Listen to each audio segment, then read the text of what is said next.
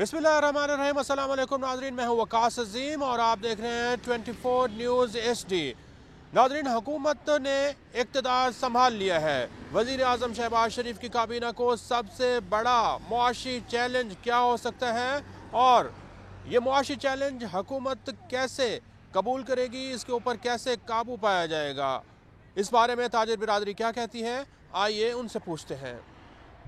जब हम एक्सपोर्ट की बात करते हैं, पाकिस्तान में जो ट्रेडिशनल प्रोडक्ट्स हैं वो तो एक्सपोर्ट हो रही हैं, जो नॉन ट्रेडिशनल है उस पर ऊपर काम नहीं हो रहा इतना ज़्यादा, जो उस पर काम बहुत करने की ज़रूरत है। मैं समझता हूँ एक्सपोर्ट तब बढ़ेगी जब आपकी इंडस्ट्री रिवाइव होगी। इस वक्त 50% इंडस्ट्री आपकी बंद पड़ी हुई है due to utilities, high rates of gas, बिजली और प्रॉब्लम है। प्लस जो आपकी इंडस्ट्री है 50% चल रही है इसलिए कि उनको रॉ मटीरियल की तंगी है।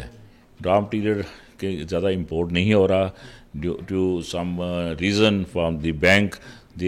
वो फैसिलिटेट नहीं कर रहे पूरे बैंकर हज़रात ताकि माल को इंपोर्ट किया जाए। सबसे अहम चीज़ जो है वो एनर्जी के ऊपर काम करना है। अगर एनर्जी सस्ती होगी तो हमारी प्रोडक्ट सस्ते होंगे, हम कम्पीट कर सकेंगे मार्केट में, एक्सपोर्ट्स हमारी बढ़ेंगी। इस वक्त सबसे बड़ा अलमिया हमारे लिए यह है कि इस वक्त जो एनर्जी हम इस्तेमाल कर रहे हैं वो इम्पोर्टेड एनर्जी है, चाहे वो तेल हो चाहे वो गैस हो, जिसमें हमारा बहुत ज़्यादा ज़र मुबादला इस्तेमाल हो जाता है और उसकी वजह से हम अपने इंडस्ट्री को सस्ते कीमत पे नहीं चला सकते। आपको पता है इस वक्त सबसे बड़ा चैलेंज तो है, एक तो एनर्जी का है और वो उसके लिए जब तक नहीं करेंगे हमारे एक्सपोर्ट्स भी इम्प्रूव नहीं हो सकते। आजकल तो हमारी जो मुल्क की इंडस्ट्री है उसको सर्वाइवल का यही मसला है। दूसरा ये हाई मार्कअप रेट्स, आज कुछ थोड़ी सी कुछ खबरी आई है कि शायद काइबर, क्योंकि इन्फ्लेशन थोड़ी सी कंट्रोल में हुई तो काइबर भी कोई 0.5% शायद वो कम कर दें। So I think this is a good news. अभी कल ही प्राइम मिनिस्टर साहब ने स्वेरिन हुए हैं तो लेट्स होप कि ये इसी तरह चले। तो मगर वो इंडस्ट्री का पहिया तो बिल्कुल जाम हुआ है इस वक्त। अगर आपकी 70 के करीब आपकी अगर मिनिस्ट्रीज़ हैं तो उनको कट डाउन करें, उनको 35 से भी काम लिया जा सकता है। और फिर आप देखिए कि एक VVIP गुजरता है तो उसके पीछे 44 गाड़ियाँ होती हैं। उन 44 गाड़ियों को आप ज़रूर देंगे तो कई मिलियंस ऑफ डॉलर्स बन जाते हैं। उन चीज़ों को, ये अयाशियाँ जो है हम इस वक्त डिज़र्व नहीं करते कि हमें किसी किस्म की भी अयाशी जो है वो प्रोवाइड की जाए और ना ही हम इसके मुतहम्मल हो सकते हैं। मैं कहता हूँ कि ठीक है, IMF अब प्लान का हिस्सा है, गवर्नमेंट के पास और कोई ऑप्शन नहीं है, बट ये नहीं है कि पिछला बैकलॉग ख़त्म करने के लिए नए कर्ज़े लिए जाएं। ऐसे कर्ज़े ऐसे लाइक कंडीशंस पे लिए जाएं जो इजी हम वापस उतार सकें और उससे महंगाई ज़्यादा ना बढ़े।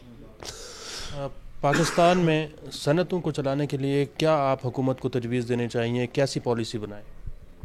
सब्सिडाइज़ करें, रॉ मटेरियल पे ड्यूटी टैक्सेस कम करें, एनर्जी में सपोर्ट करें और एक्सपोर्ट बढ़ाने में कोशिश करें।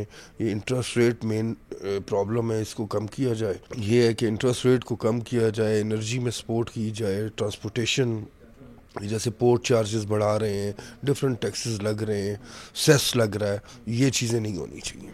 FBR की जो पॉलिसी है उसके ऊपर आपका क्या नुक्ता नज़र सर?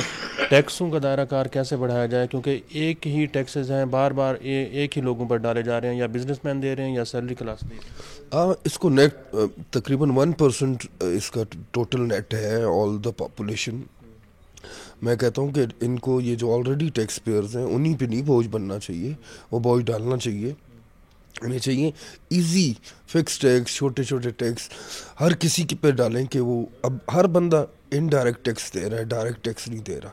मैं चाहूँगा कि डायरेक्टली उनको इस नेटवर्क में लाया जाए। नाज़रीन, ताजिर बिरादरी का ये कहना है कि हुकूमत को सबसे पहले मुल्क में सियासी इस्तेहकाम लाना होगा और जो मुआशी पॉलिसियाँ बनाई जा रही हैं इसमें तसलसल को यकीनी बनाना होगा।